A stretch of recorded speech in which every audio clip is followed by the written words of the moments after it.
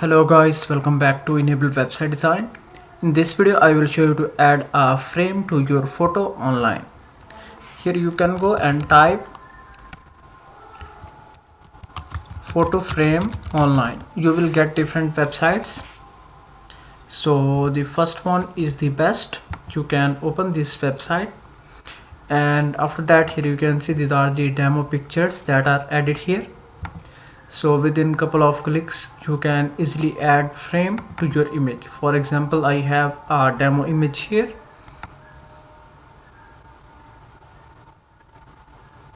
After that, let me accept this one.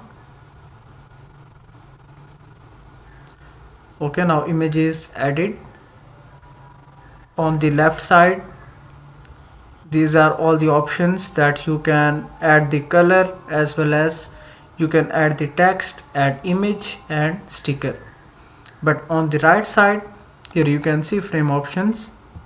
For example, let me select this one, and frame is added.